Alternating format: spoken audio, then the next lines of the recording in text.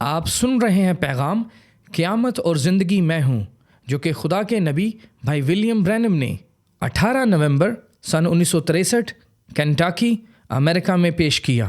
اے بھائیو، ہم نہیں چاہتے کہ جو سوتے ہیں ان کی بابت تم ناواقف رہو، تاکہ اوروں کی مانند جو نا امید ہیں تم غم نہ کرو، کیونکہ جب ہمیں یہ یقین ہے کہ یسوع مر گیا اور جی اٹھا، تو اسی طرح خدا ان کو بھی جو سو گئے ہیں یسوع کے وسیلہ سے اسی کے ساتھ لے آئے گا۔ چنانچہ ہم تم سے خداوند کے کلام کے مطابق کہتے ہیں کہ ہم جو زندہ ہیں اور خداوند کے آنے تک باقی رہیں گے، سوئے ہوں سے ہرگز آگے نہ بڑھیں گے، کیونکہ خداوند خود آسمان سے للکار اور مقرب فرشتہ کی آواز اور خدا کے نرسنگے کے ساتھ اتر آئے گا، اور پہلے تو وہ جو مسیح میں موئے جی اٹھیں گے، پھر ہم جو زندہ باقی ہوں گے ان کے ساتھ بادلوں پر اٹھائے جائیں گے، تاکہ ہوا میں خداوند کا استقبال کریں، اور اس طرح ہمیشہ خداوند کے ساتھ رہیں گے۔ پس تم ان باتوں سے ایک دوسرے کو تسلی دیا کرو۔ میں پہلا تھسلنکیوں اور اس کے 4 باب میں سے تلاوت کر رہا تھا۔ اب میں ایوب کی کتاب میں سے پڑھوں گا۔ ایوب کا 14واں باب ہے۔ انسان جو عورت سے پیدا ہوتا ہے تھوڑے دنوں کا ہے اور دکھ سے بھرا ہے۔ وہ پھول کی طرح نکلتا اور کاٹ ڈالا جاتا ہے، وہ سایہ کی طرح اڑ جاتا ہے اور ٹھہرتا نہیں۔ سو کیا تو ایسے پر اپنی آنکھیں کھولتا ہے اور مجھے اپنے ساتھ عدالت میں گھسیٹتا ہے؟ ناپاک چیز میں سے پاک چیز کون نکال سکتا ہے؟ کوئی نہیں۔ اس کے دن تو ٹھہرے ہوئے ہیں اور اس کے مہینوں کی تعداد تیرے پاس ہے، اور تو نے اس کی حدوں کو مقرر کر دیا ہے جنہیں وہ پار نہیں کر سکتا۔ سو اس کی طرف سے نظر ہٹا لے تاکہ وہ آرام کرے، جب تک وہ مزدور کی طرح اپنا دن پورا نہ کر لے، کیونکہ درخت کی تو امید رہتی ہے، اگر وہ کاٹا جائے تو پھر پھوٹ نکلے گا اور اس کی نرم ڈالیاں موقوف نہ ہوں گی۔ اگرچہ اس کی جڑ زمین میں پرانی ہو جائے اور اس کا تنا مٹی میں گل جائے، تو بھی پانی کی بو پاتے ہی وہ شگوفے لائے گا اور پودے کی طرح شاخیں نکالے گا۔ لیکن انسان مر کر پڑا رہتا ہے، بلکہ انسان دم چھوڑ دیتا ہے، اور پھر وہ کہاں رہا؟ جیسے جھیل کا پانی موقوف ہو جاتا اور دریا اترتا اور سوکھ جاتا ہے، ویسے آدمی لیٹ جاتا ہے اور اٹھتا نہیں، جب تک آسمان ٹل نہ جائے۔ وہ بیدار نہ ہوں گے اور نہ اپنی نیند سے جگائے جائیں گے۔ کاش کہ تو مجھے پاتال میں چھپا دے، اور جب تک تیرا قہر ٹل نہ جائے مجھے پوشیدہ رکھے، اور کوئی معین وقت میرے لیے ٹھہرائے اور مجھے یاد کرے۔ اگر آدمی مر جائے تو کیا وہ پھر جیے گا؟ میں اپنی جنگ کے کل ایام میں منتظر رہتا، جب تک میرا چھٹکارا نہ ہوتا۔ تو مجھے پکارتا اور میں تجھے جواب دیتا، تجھے اپنے ہاتھوں کی سنت کی طرف رغبت ہوتی۔ پر اب تو میرے قدم گنتا ہے، کیا تو میرے گناہ کی تاک میں لگا نہیں رہتا؟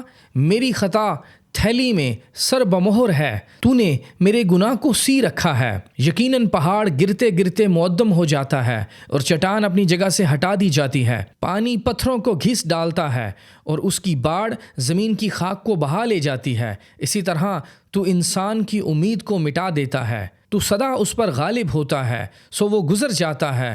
تو اس کا چہرہ بدل ڈالتا اور اسے خارج کر دیتا ہے۔ اس کے بیٹوں کی عزت ہوتی ہے پر اسے خبر نہیں، وہ ذلیل ہوتے ہیں پر وہ ان کا حال نہیں جانتا، بلکہ اس کا گوشت جو اس کے اوپر ہے دکھی رہتا ہے، اور اس کی جان اس کے اندر ہی اندر غم کھاتی رہتی ہے۔ ایوب کے 14ویں باب کی تلاوت کی گئی ہے۔ اس دوپہر ہمارے ہاں کچھ ایسا ہوا جس کا کہیں بھی کسی بھی وقت خیر مقدم نہیں کیا جاتا ہے۔ کوئی فرق نہیں پڑتا کہ ہم اس کے لیے کتنے بھی تیار ہوں، یہ ہمیشہ ہی ایک بن بلائے مہمان کی مانند ہے جو ہر ایک گھرانے میں یقینی طور پر آنا ہی ہوتا ہے، اور یہ سنگ دل ہے۔ میں پر یقین ہوں کہ اگر میں موت رہا ہوتا تو میں نہیں سوچتا کہ میں ایسے گھر میں آتا جہاں یہ موت آ چکی ہے۔ یہ جوان مسیحی جس کا جسد خاکی یہاں ہمارے سامنے پڑا ہوا ہے، جیسے کہ ہم اسے ہمارے بھائی گرانٹ کے طور پر جانتے ہیں، اور آج ہم یہاں اس لیے اکٹھے ہوئے ہیں کہ اس دلیر جوان مسیحی کو اپنی آخری خراج عقیدت پیش کر پائیں۔ یہ آخری چیزیں ہیں جو ہم اس زمین پر اس کے لیے کر سکتے ہیں، جبکہ وہ ہمیں سنتا نہیں ہے، مگر ہم ان کے بارے میں سوچ رہے ہیں جن کے سامنے یہ ابھی تک موجود ہے، اور کسی دن ضرور ہی اسے لے لیا جائے گا۔ ہمیں اس کا سامنا کرنا پڑے گا، جوان یا بوڑھے، جلدی یا دیر سے۔ یہ ہم سب پر ہی آ جائے گی۔ کوئی فرق نہیں پڑتا کہ میں گرانٹ کے بارے میں کیا کہتا ہوں، جیسے میں اسے جانتا تھا، مگر یہ ہماری رائے کو تبدیل نہیں کرے گا۔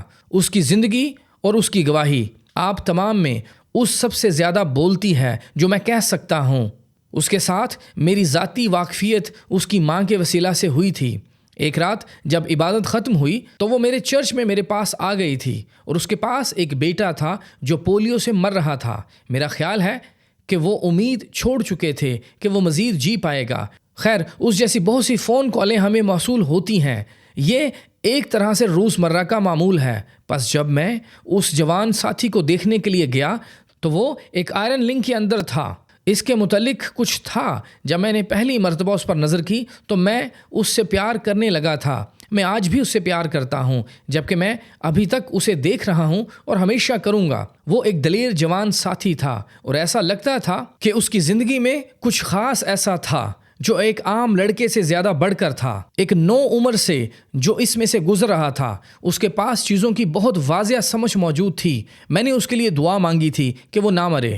بالآخر انہوں نے اسے آئرن لنک میں سے نکال لیا اور گھر پر لے آئے تھے، اور اسے ایک قسم کے سوئنگ بیڈ پر لٹا دیا تھا جہاں وہ اسے سانس مہیا کر رہے تھے۔ میں گرانٹ کو دیکھنے آیا تھا، اور وہ زندگی کیسے عظیم مہربان مسیحی میں تبدیل ہو چکی تھی۔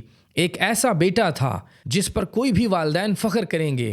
تمام باتوں کے علاوہ یہاں زمین پر ہمارا یہی سفر ہے، اسی مقصد کے لیے ہے کہ جانے کی تیاری کریں، اور گرانٹ نے یقیناً یہ تیاری کر لی تھی، اور بغیر کسی شک و شبہات کے وہ بہادر جوان شخص روح سے اور مسیح کے جیون سے بھرپور تھا۔ یہ ٹھیک اس میں سے ظاہر ہوتا تھا۔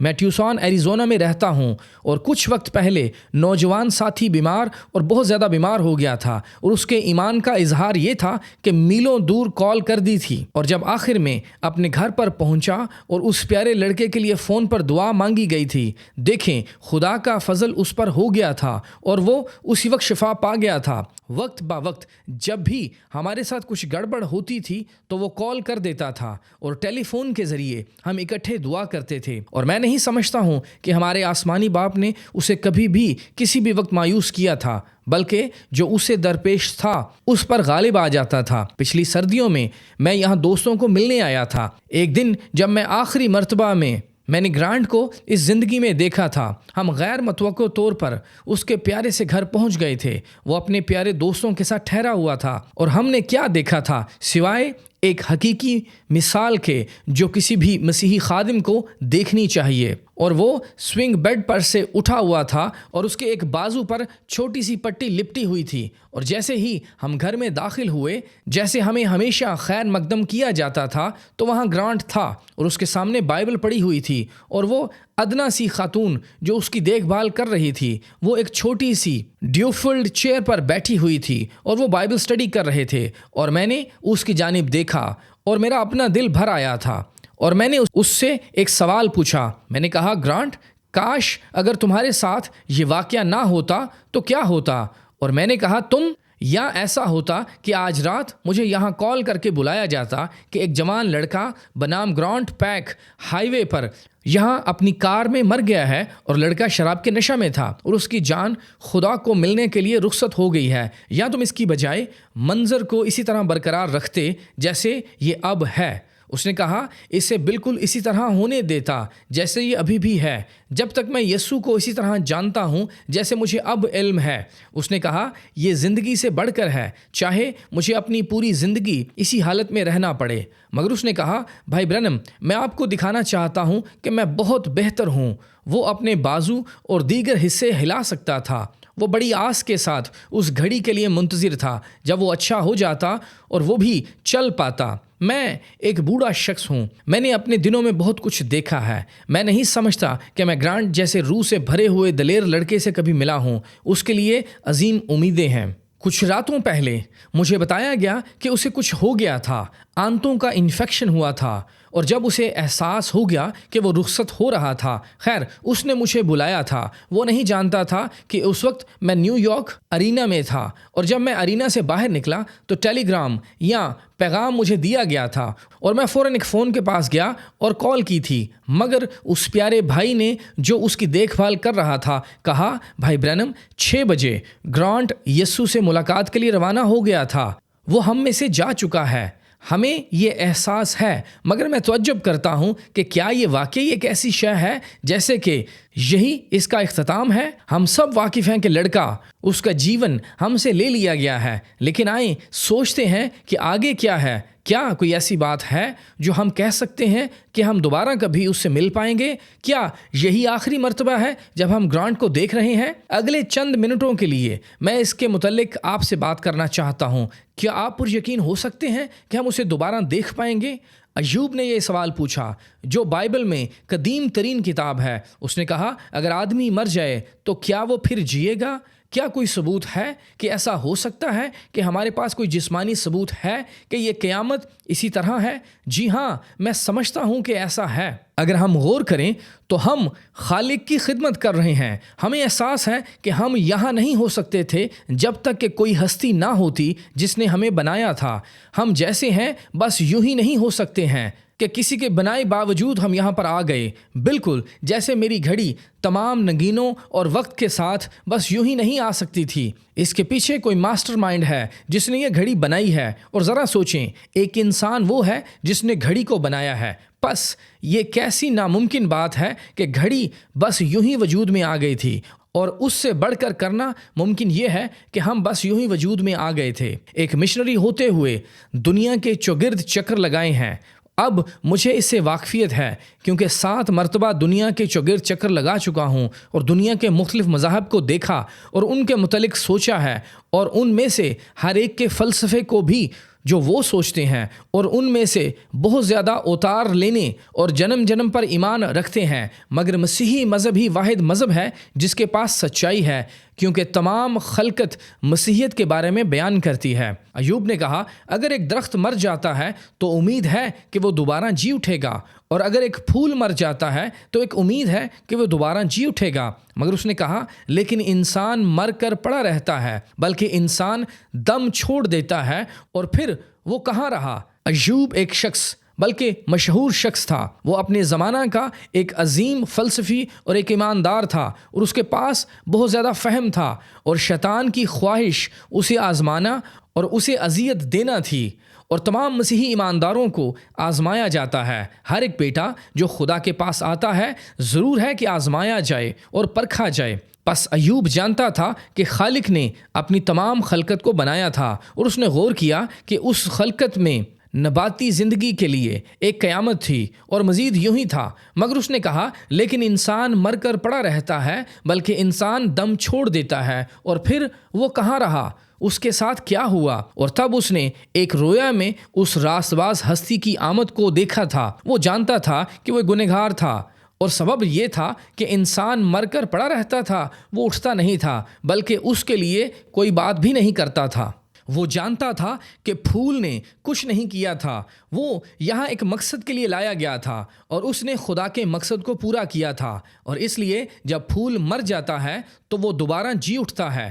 مگر ایک انسان نے گناہ کیا، اور اس کے لیے کوئی راہ نہیں تھی کہ وہ کبھی بھی اپنے مالک کی حضوری میں کھڑا ہو پاتا، اور پس اس حالت میں اسے اجازت دی گئی کہ وہ خدا کے اس راست باز کو دیکھے، ایک ایسا شخص جو اپنے ہاتھوں کو گنہگار انسان پر اور ایک پاک خدا پر رکھ سکتا تھا اور خلا کو پورا کر سکتا تھا، خدا کا بیٹا تھا۔ تب جب روح نبی پر اتر آیا وہ چلا اٹھا، لیکن میں جانتا ہوں کہ میرا مخلصی دینے والا زندہ ہے، اور آخرکار وہ زمین پر کھڑا ہو گیا، اور اپنی کھال کے اس طرح برباد ہو جانے کے بعد بھی میں اپنے اس جسم میں سے خدا کو دیکھوں گا جسے میں خود دیکھوں گا، اور میری آنکھیں اسے دیکھیں گی نہ کہ بیگانہ کی پوری مسیحیت قیامت یعنی جی اٹھنے کی بنیاد پر قائم ہے۔ یہی ہماری آس اور امید ہے۔ اب آئیں دیکھتے ہیں کہ ایسا کیوں ہے۔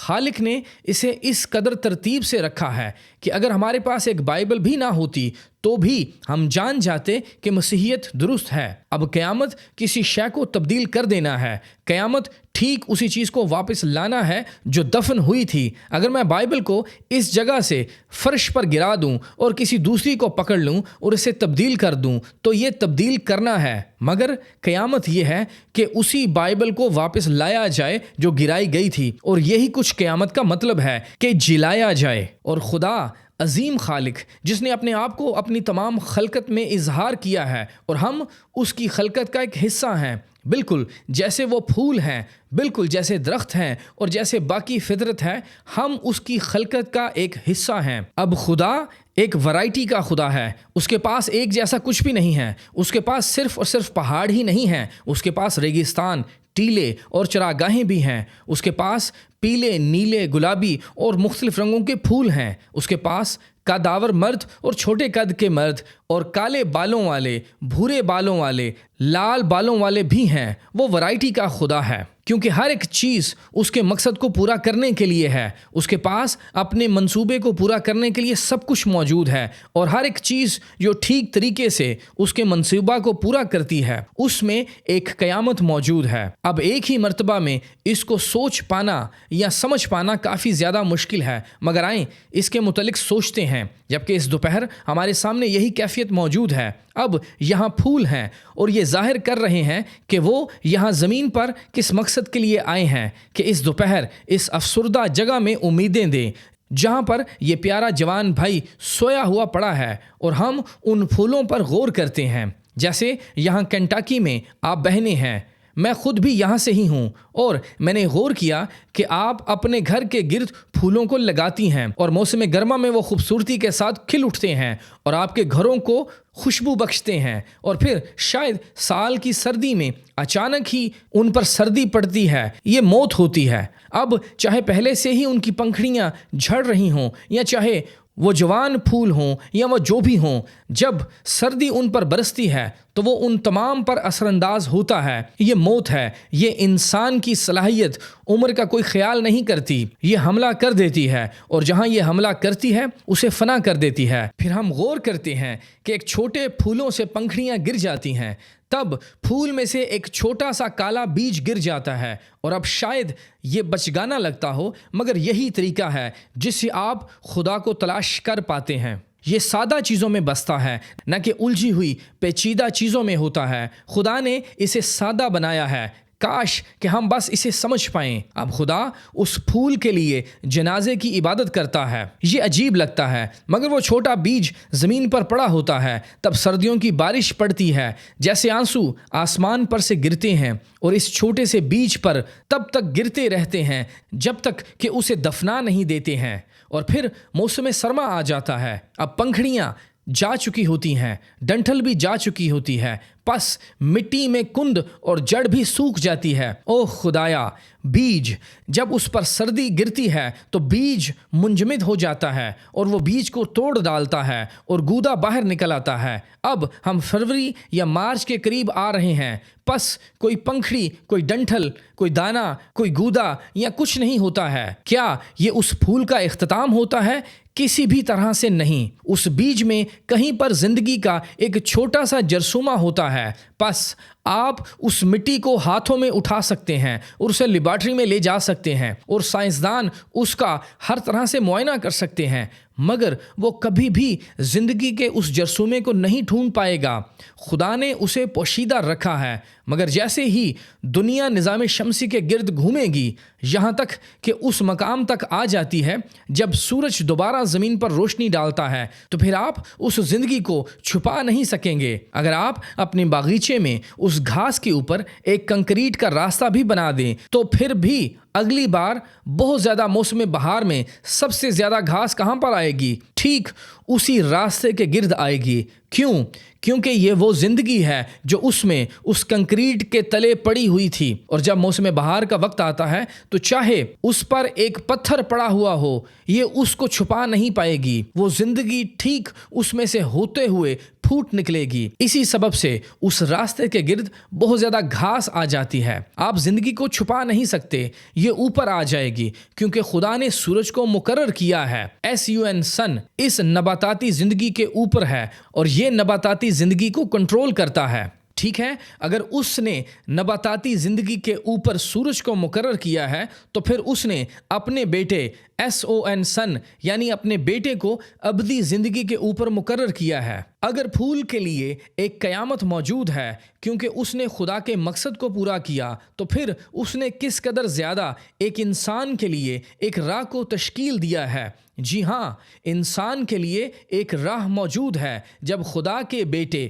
SON سن کے آنے کا وقت ہوگا تو اسے بھی اوپر آ جانا ضرور ہے، نہ کہ SUN سن جو کہ سورج ہے یہ نباتاتی زندگی کو اوپر لاتا ہے کیونکہ یہ اسے کنٹرول کرتا ہے. آپ اسے چھپا نہیں سکتے ہیں، اسے ضرور ہی پھوٹ نکلنا ہوتا ہے. اور ایک بیٹا SON سن ہے جو انسانی جیون یعنی ابدی جیون کو کنٹرول کر رہا ہے. اور اگر ہم خدا کے مقصد کو خدا کے بیٹے اور بیٹیاں ہوتے ہوئے پورا کر رہے ہیں تو پھر جب خدا کے بیٹے SON سن کے آنے کا وقت ہوگا تو آپ اس زندگی کو چھپا نہیں پائیں گے. پس ساری فطرت اس کا بیان کرتی ہے. اب ہم یہاں سال کے خزاں کے موسم میں ہیں. یہاں کینٹاکی میں موجود ہیں جہاں خوبصورت درختوں نے اس سال میں اپنی پتیوں کو نکال لیا ہے. اور پھر اس سے پہلے کہ ہمارے درمیان سردی کا موسم آتا، کیا آپ نے اپنے احاطوں پر اور آس پاس غور کیا کہ کیسے ان پتیوں نے اگست کے مہینہ کے آغاز ہی میں گرنا شروع کر دیا تھا؟ کیوں؟ کس نے ان پتیوں کو گرنے پر مجبور کیا تھا؟ یہ اس لیے ہوا کیونکہ وہ زندگی پتوں میں سے نکل گئی تھی. اور وہ کہاں پر چلی گئی تھی؟ درخت کی جڑوں میں چلی جاتی ہے. کسی ذہانت نے اس زندگی کی پتیوں کو چھوڑنے کے لیے قائل کیا اور اسے زمین کے اندر جانے پر مائل کیا، کیونکہ اگر وہ وہاں پر رہتی تو وہ درخت مر جاتا. وہ چھپنے کے لیے ٹھیک درخت کی جڑ میں چلی گئی جب تک کہ ٹھنڈ ٹل نہیں جاتی ہے. پھر اگلے موسم بہار میں یہ دوبارہ زندگی کو لاتی ہے اور ایک نیا پتا نکالتی ہے. اب ضرور کوئی ذہانت تو ہونی چاہیے جو یہ کر رہی ہے. درخت کے پاس کوئی ذہانت نہیں ہے، یہ تو صرف نباتاتی زندگی ہے. مگر کوئی عظیم ذہانت اس درخت سے، اس زندگی سے جو وہاں اندر موجود ہوتی ہے. اس سے پہلے کہ کوئی بھی سردی کا موسم اس پر حملہ کرے، درخت کی جڑوں کے اندر زندگی چلی جاتی ہے، وہ وہاں چھپ جاتی ہے. اور جب سورج دوبارہ نکلنا شروع کرے، اب کیسے اس پتے کو معلوم ہو جاتا ہے کہ سورج جا رہا ہے اور ٹھنڈ آ رہی ہے؟ یہ ایک ذہانت ہے جو اسے یہ بتاتی ہے. یہ خدا ہے. کیا ہی خاص علامت ہے. ہم اس میں کیا پاتے ہیں؟ بالکل جیسے ہم پھولوں میں دیکھتے ہیں، زندگی، موت، دفن ہونا اور پھر جی اٹھنا ہے. اور یہاں تک کہ خدا بھی ان پھولوں کو باہر پھیلا دیتا ہے اور وہ پتے بھورے ہو جاتے ہیں. اور جیسے ہی وہ پھول مر جاتے ہیں تو زمین کے سینے پر ایک گلدستہ بنا دیتا ہے. لال، ہرے اور مزید رنگ ہوتے ہیں، بالکل جیسے یہاں اس دوپہر موجود ہیں. خدا پیچیدہ نہیں ہے. لوگ بعض اوقات اسے پیچیدہ بنانا چاہتے ہیں، مگر وہ خدا سادگی میں جانا جاتا ہے. اس کو پانے کی کوشش کریں. ہم اس سے بھی آگے نکل جاتے ہیں. وہ بہت سادہ ہے، خود کو ایسا سادہ بناتا ہے. یہی بات ہے جو اسے اس قدر عظیم بنا دیتی ہے. اب اس پر غور کریں. یہ زندگی جو اس درخت میں تھی، اس نے اپنے مقصد کو پورا کیا. وہ نیچے قبر میں چلی گئی تاکہ موسم بہار تک وہاں پر رہے. اب کسی ذہانت کو اسے دوبارہ واپس پیدا کرنا ہی ہے. شاید ان سیبوں کے ساتھ واپس آئے یا جو کچھ بھی وہ درخت لگا تھا اس کی پتیاں اور وغیرہ وغیرہ یہ دوبارہ واپس آ جاتی ہیں. اب ایوب نے یہاں کہا، کاش کہ تو مجھے پاتال میں چھپا دے اور جب تک تیرا قہر ٹل نہ جائے مجھے پوشیدہ رکھے اور کوئی معین وقت میرے لیے ٹھہرا دے.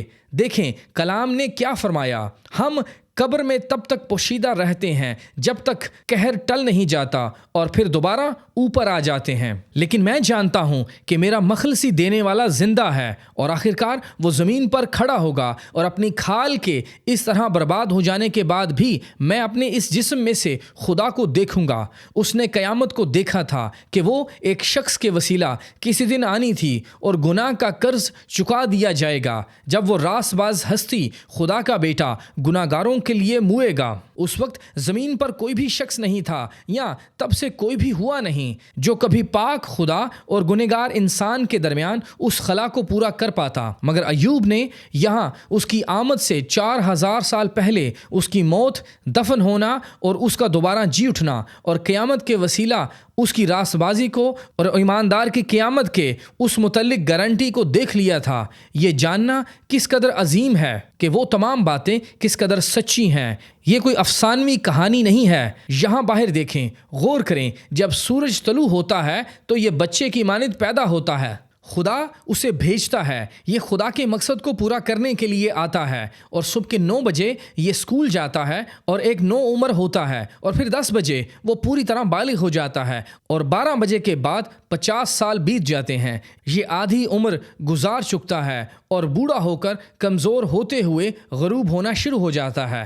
اس وقت سے پہلے وہ طاقتور ہو جاتا ہے، پھر کمزور ہونا شروع ہو جاتا ہے، بالکل جیسے ہم کرتے ہیں۔ ہم قوت کے ساتھ آغاز کرتے ہیں اور بڑھتے ہیں، اور جیسے ہی ہم پوری طرح بالغ ہو جاتے ہیں تو ہم طاقتور ہوتے جاتے ہیں، اور پھر ایک مخصوص عمر تک ہم اپنے بہترین حصے میں ہوتے ہیں، اور پھر ہم باقی تمام وقت میں کمزور ہونا اور نیچے جانا شروع کر دیتے ہیں۔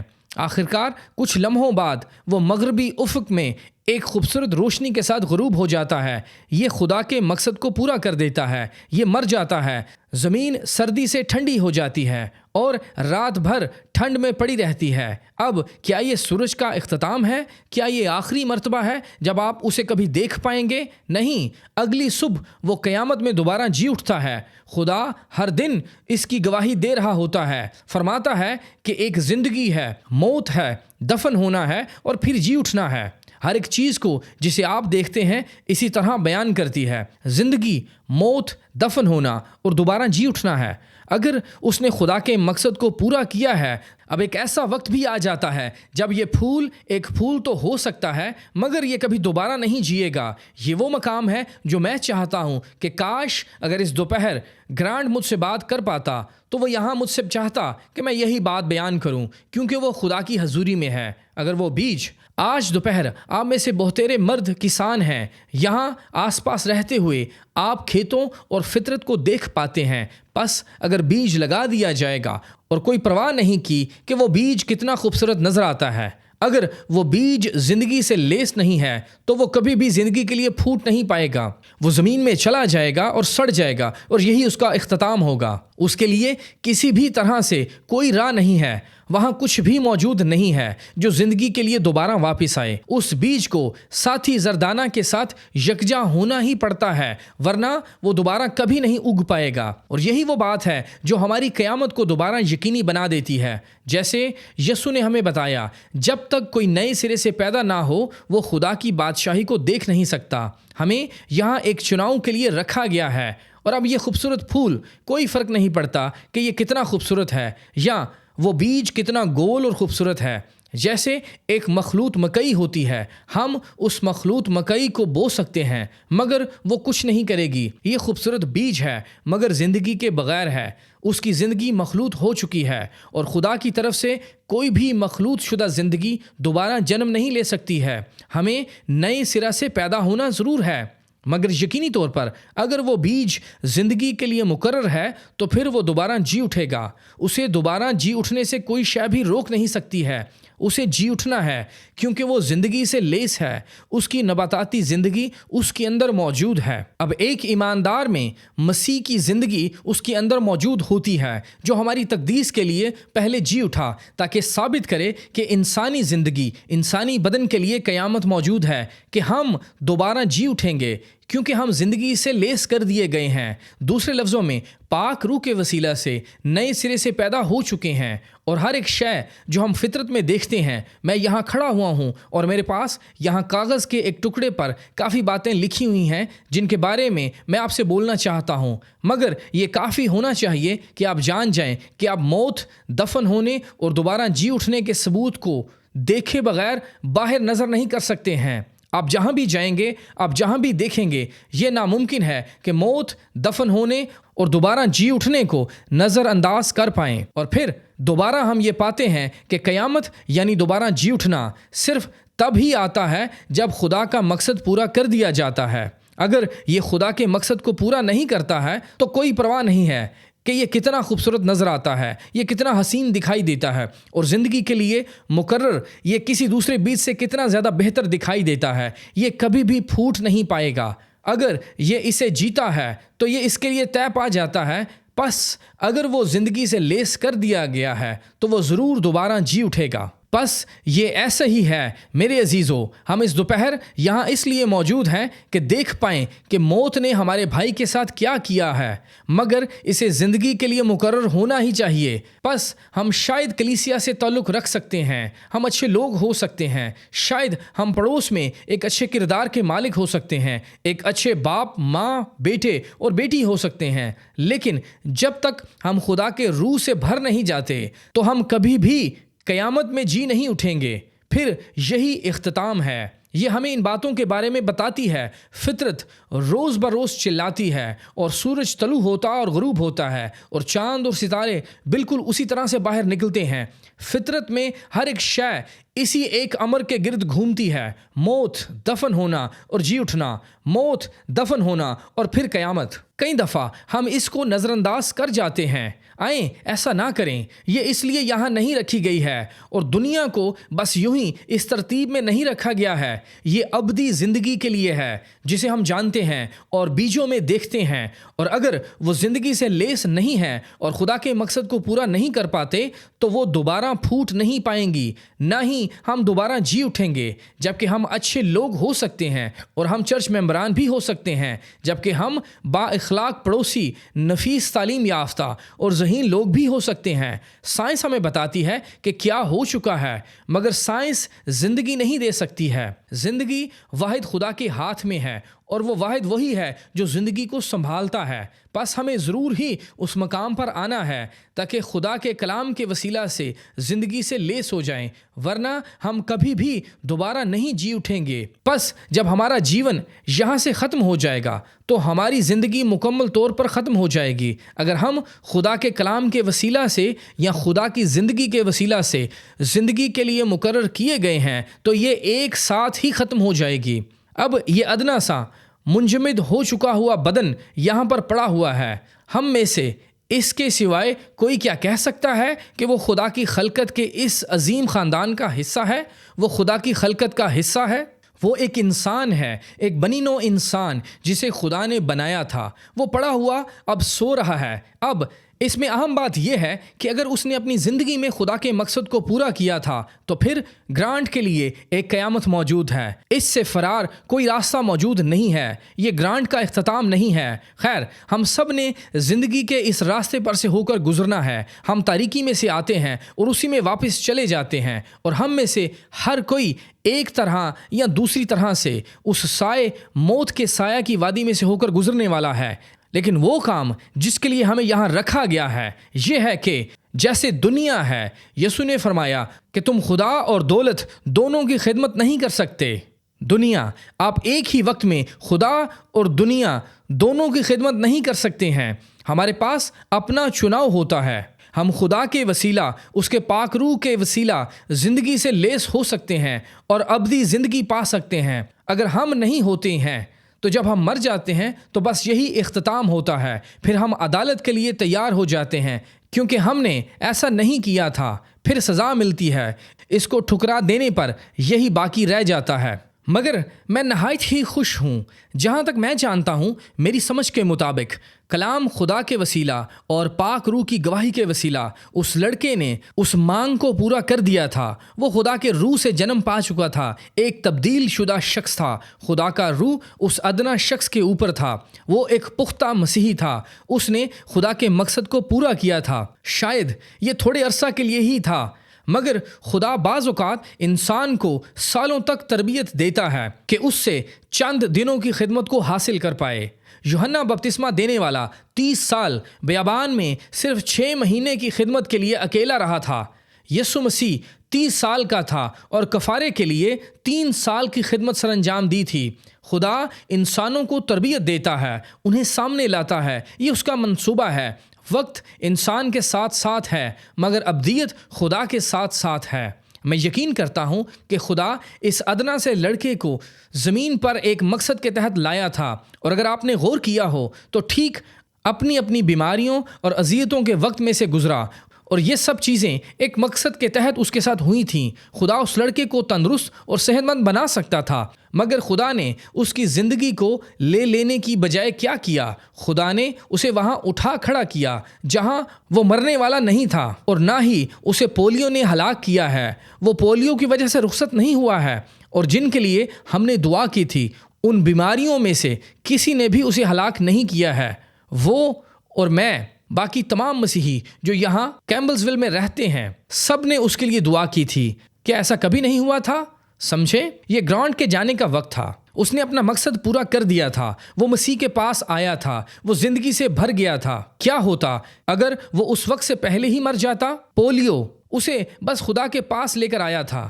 وہ تمباکو کو نیلام کرنے والا بننا چاہتا تھا، یہی کچھ اس کے ذہن میں تھا، مگر قطعی یہ اس کا مقصد نہیں تھا۔ ہم یہ جانتے ہیں اس کا مقصد ایک مسیحی ہونا تھا۔ اب تمباکو کو نیلام کرنے والا ایک شخص ہوتا، اور شاید آج سے 75 سال بعد اگر دنیا اتنی مدت تک قائم رہتی تو کوئی شخص کہتا، گرانٹ ارے وہ ایک بہترین نیلامی کرنے والا تھا۔ شاید تمام ہی خادم اس کے جنازے پر یہی بات کہتے، وہ ایک بہترین نیلامی کرنے والا تھا۔ مگر آج ہم کیا کہہ سکتے ہیں کہ وہ ایک مسیحی ہے، ایک نیلامی کرنے والا ہوتے ہوئے وہ بغیر زندگی کے جسومے کے، اور وہ بس اس نسل کے لیے ایک یاد بن جاتا اور چند سالوں کے درمیان ہی ہمیشہ کے لیے فنا ہو جاتا۔ مگر اب وہ ابدی لوگوں کے درمیان میں ہے، اسے قیامت میں ضرور ہی واپس آ جانا ہے۔ کوئی ایسی شے نہیں ہے جو اسے اس سے باز رکھ پائے، اس کو آنا ہی پڑنا ہے، کیونکہ اس نے اپنا مقصد پورا کیا تھا۔ وہ خدا کے پاک روح کے وسیلہ سے زندگی کے تخم سے بھر گیا تھا، اس ابدی جیون کے ساتھ جو اس لڑکے میں بسا ہوا تھا۔ یہاں تک اس نے کہا، اگر میں جانتا، آخری مرتبہ جب میں نے اس سے بات کی تھی تو اس نے کہا، اگر مجھے معلوم ہوتا کہ میں تندرست ہو سکتا ہوں اور ان باقی لڑکوں کی طرح طاقتور ہو سکتا اور اپنی ہوٹ روڈ گاڑی کے ساتھ یہاں وہاں سڑکوں پر گھومتا اور سڑکوں پر آوارہ گردی کرتا اور شراب پیتا اور اس سچائی کو نہ جان پاتا جو اب میں جان چکا ہوں، اس نے کہا، تو میں اس جیسی 10,000 زندگیوں کے لیے بھی اس زندگی کو نہ چھوڑتا۔ ایک نوجوان 18 سال کا لڑکا جو خوبصورت جوان مرد نظر آتا ضرور ہی ابلیس کا باقاعدہ ہدف بن جاتا، مگر خدا کو اسے اس حالت میں ڈالنا پڑا تھا تاکہ اس میں سے یہ نکلتا، تاکہ وہ مقصد کو پورا کر پاتا۔ اس کے صبر اور اپنے پڑوسیوں کے درمیان اس کی گواہیوں پر غور کریں، دیکھیں وہ کیا تھا، کیسے اس کے ادنا سے جیون نے آپ میں سے بہتروں سے کلام کیا تھا۔ پس اس کے علاوہ عدالت کے اس روز اس کی زندگی ٹھیک آپ کے برخلاف گواہی دے گی، کیونکہ وہ ایک نمونہ تھا تاکہ خدا اس سے کیا چاہتا تھا، اس نے خدا کا مقصد پورا کیا تھا۔ اب اگر اس نے خدا کے مقصد کو پورا کیا اور زندگی کے تخم سے بھر چکا تھا، بالکل جیسے تمام فطرت کو زندگی کے تخم سے بھرنا ہوتا ہے، اس وعدہ کے ساتھ کہ وہ دوبارہ جی اٹھے گا، تو ہم کیسے کبھی گرانٹ کو دوبارہ دیکھنے کے متعلق قیامت پر شک کر سکتے ہیں؟ کیونکہ ایسا کہنا مکمل طور پر حماقت ہوگی کہ وہ واپس نہیں آ سکتا ہے۔ اگر گرانٹ واپس نہیں آتا ہے تو پھر کبھی کوئی سورج بھی نہ تھا جو طلوع ہو کر غروب ہوا، وہ دوبارہ جی نہ اٹھتا۔ اگر گرانٹ واپس نہیں آتا تو پھر پھول بھی کبھی مر کر دوبارہ نہ جیتا۔ اس نے خدا کے مقصد کو پورا کیا تھا، وہ زندگی کے تخم کے ساتھ بھرا ہوا تھا، وہ دوبارہ جی اٹھے گا۔ ٹھیک ہے، ایسا کہنا مکروہ بات ہے، ایک ہولناک بیان ہے کہ کہیں قیامت جیسی کوئی شے نہیں ہے، جبکہ ہم ٹھیک باہر نظر کرتے ہیں اور اسے اپنے درمیان میں دیکھتے ہیں، قیامت کے مقصد کو پاتے ہیں، اور یہ بھی کہ ہمیں ایک قیامت کو پانے کے لیے کیا کچھ ہونا چاہیے۔ گرانٹ دوبارہ زندہ ہو جائے گا، وہ اب بھی زندہ ہے، وہ ایک دوسرے جہان میں موجود ہے اور وہ دوبارہ جی اٹھے گا، بالکل یقینی طور پر جیسے پھول دوبارہ جی اٹھتا ہے، وہ دوبارہ جی اٹھے گا، بالکل جیسے یقینی طور پر چاند، سورج اور ستارے دوبارہ جی اٹھتے ہیں، وہ بھی جی اٹھے گا۔ لیکن دیکھیں، وہ صرف مزید ایک فانی زندگی میں جی اٹھتے ہیں تاکہ ایک دوسرے زمانے کی گواہی پیش کر پائیں، مگر جب وہ جی اٹھے گا تو یہ زمانے کا اختتام ہوگا، پھر مزید کوئی بھی گواہی نہ ہوگی۔ اس کے پاس ابدی زندگی ہے، اس کے پاس دائمی زندگی تھی، پس ضرور ہے کہ دائمی زندگی کے لیے زندگی کے تخم سے بھرا جائے تاکہ اس دائمی زندگی کے لیے دوبارہ جلایا جائے، وہ ابدی زندگی کے ساتھ برابر ہو، اور جب وہ دوبارہ جی اٹھے گا تو یہ مزید موت ہم پر اثر انداز نہ ہوگی، وہ ہمیشہ کے لیے جیتا رہے گا۔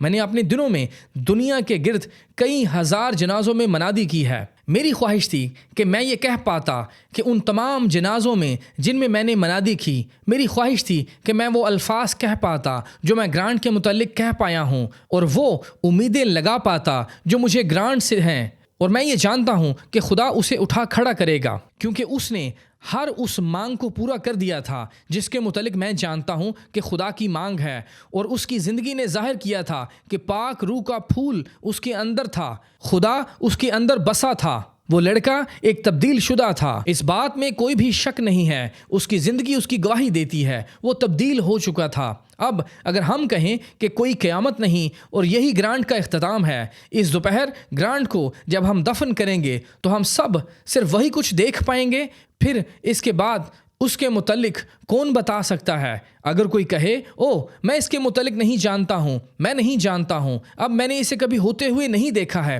یقیناً وقت کا اختتام ابھی تک نہیں ہوا ہے، مگر جب آپ ایسا کہتے ہیں تو پہلی بات جو آپ کو کرنی پڑے گی، خدا کا کلام گرانٹ کے حق میں گواہی دے رہا ہے۔ خدا کے کلام نے فرمایا کہ ہم جو زندہ ہیں اور خداوند کے آنے تک باقی رہیں گے، سوئے ہوں سے ہرگز آگے نہ بڑھیں گے، کیونکہ خدا کا نرسنگا پھونکا جائے گا، اور پہلے تو وہ جو مسیح میں موئے جی اٹھیں گے، پھر ہم جو زندہ باقی ہوں گے ان کے ساتھ بادلوں پر اٹھائے جائیں گے تاکہ ہوا میں خداوند کا استقبال کریں۔ جو میرا یقین کرتا ہے اگر وہ مر بھی جائے تو بھی وہ زندہ رہے گا۔ یہ کلام ہے، خدا فرماتا ہے قیامت اور زندگی میں ہوں۔ سمجھے؟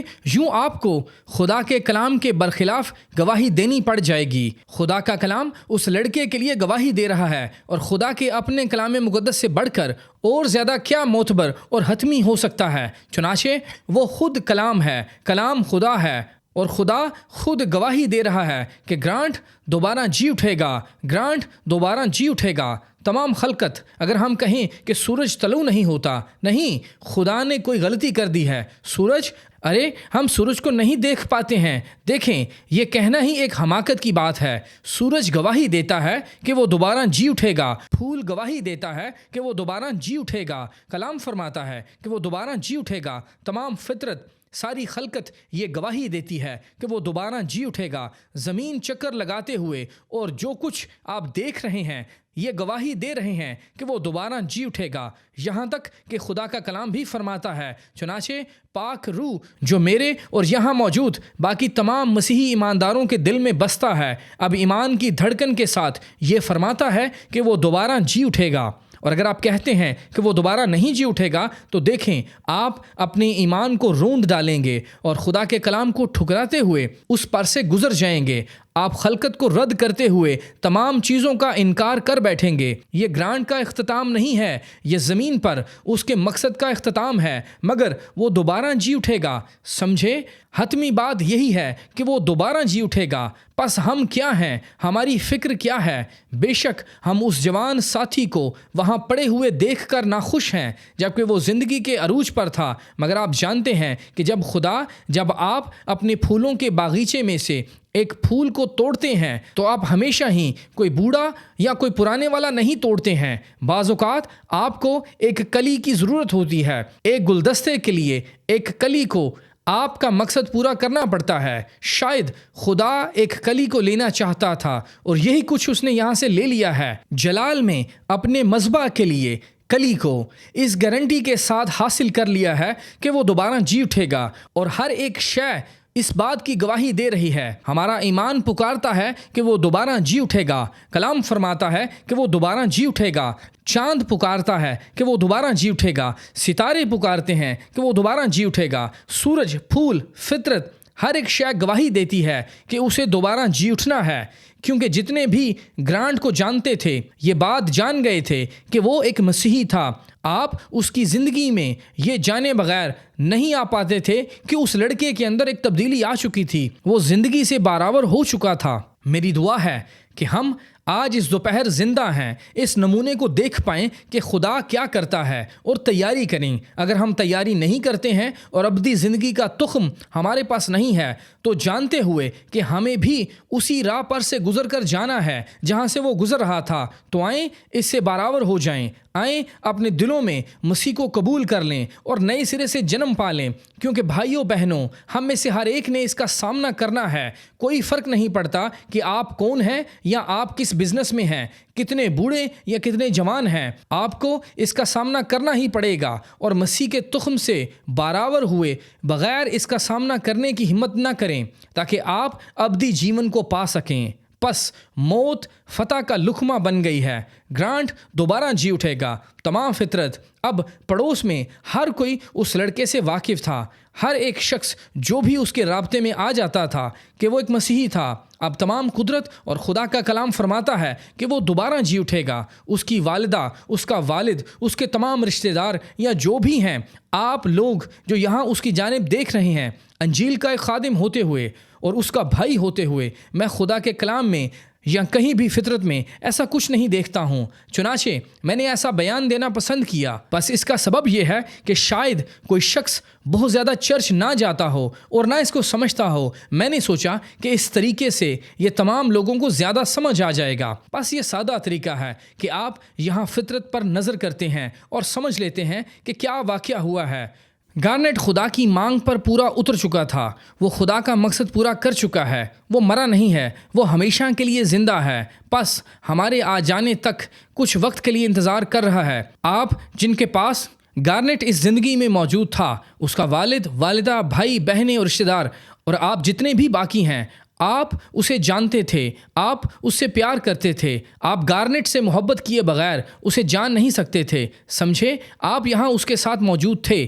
اب یہاں اس زندگی کے بعد کے بارے میں کیا خیال ہے؟ آئیں تیاری کریں کہ ہم بھی قیامت میں اس کے ساتھ ملاقات کر پائیں۔ آئیں اپنی زندگیوں کو اسی طریقہ سے ڈھال لیں کہ ہم قیامت میں اس سے ملاقات کر پائیں۔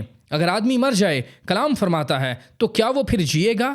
میں اپنی جنگ کے کل ایام میں منتظر رہتا، جب تک میرا چھٹکارا نہ ہوتا۔ تو مجھے پکارتا اور میں تجھے جواب دیتا۔ خدا کا نرسنگا پھونکا جائے گا، اور پہلے تو وہ جو مسیح میں موئے جی اٹھیں گے، پھر ہم جو زندہ باقی ہوں گے ان کے ساتھ بادلوں پر اٹھائے جائیں گے تاکہ ہوا میں خداوند کا استقبال کریں، اور اس طرح ہمیشہ خداوند کے ساتھ رہیں گے۔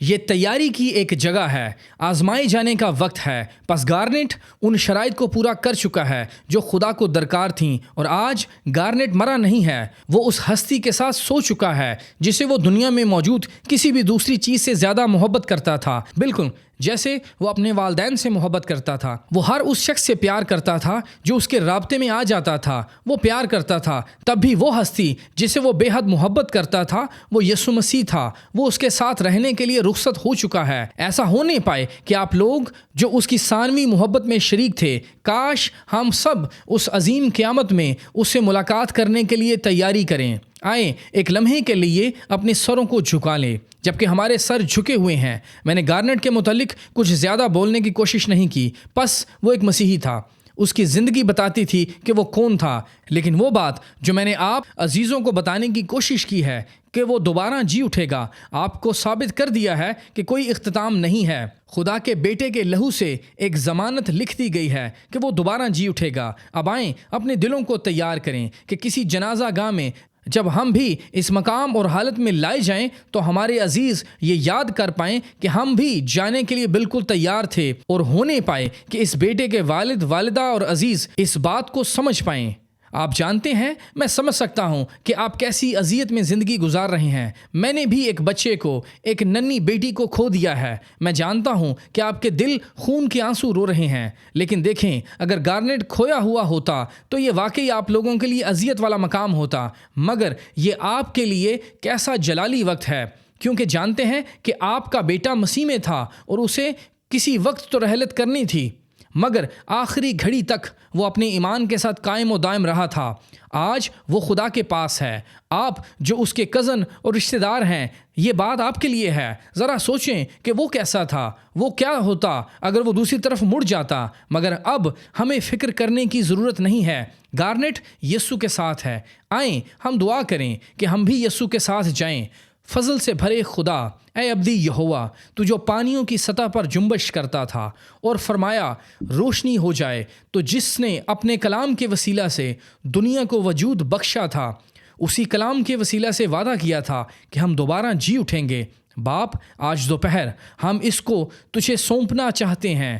جیسا کہ میں اس زندگی میں اس جوان بھائی کے ساتھ وابستہ تھا اور اس کے اور میرے درمیان کیسی لافانی محبت قائم تھی، جب تک میں یہاں زندہ رہوں گا میں سمجھتا ہوں کہ میں اس بہادر ادنا سے سپاہی کو ہمیشہ یاد کروں گا جو اس سوئنگ بیڈ پر لیٹا ہوا ہے، آئرن لنگ میں زندگی اور موت کے درمیان خداوند خدا کی ستائش کرتا تھا۔ وہ میرے لیے بھی ایک مثال تھا، اس کا صبر کہ کبھی شکوہ نہیں کرتا تھا، صرف کہتا تھا کہ خدا کی مرضی پوری ہو۔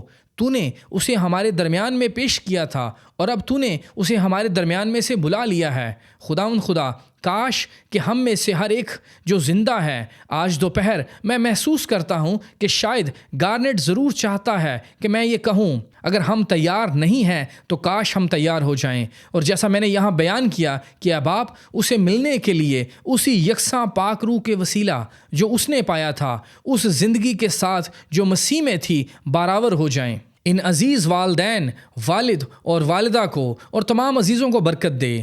باپ، چاہے یہ جو بھی ہیں، ہونے پائے کہ یہ تیری پاک حضوری ان کے ساتھ ہونے پائے کہ یہی وہ وقت ہو جب یہ پہلے سے کہیں بڑھ کر سوچیں کہ اس ادنا سی زندگی نے اس طرح کا جیون کس مقصد کے ساتھ گزارا تھا۔ یہ ایک گواہی تھی، یہ ایک عظیم مثال تھی۔ آپ جوان مرد جو یہاں بیٹھے ہوئے ہیں، جو ایک چھوٹا بچہ ہوتے ہوئے اس سے واقفیت رکھتے تھے، دیکھیں وہ پہلے کیا تھا اور بعد میں کیا بن گیا تھا۔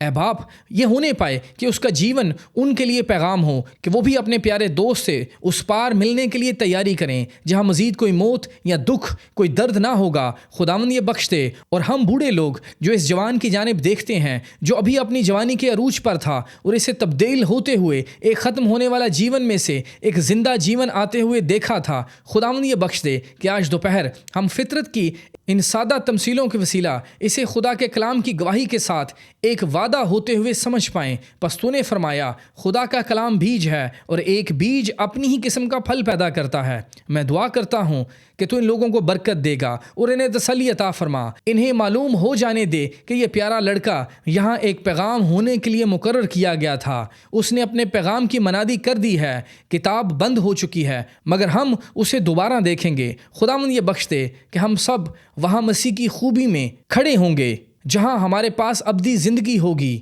پس اس وقت تک ہمیں ہمیشہ اپنی مرضی پر قائم رکھنا۔ یسوع مسیح کے نام میں ہم یہ دعا مانگتے ہیں، آمین۔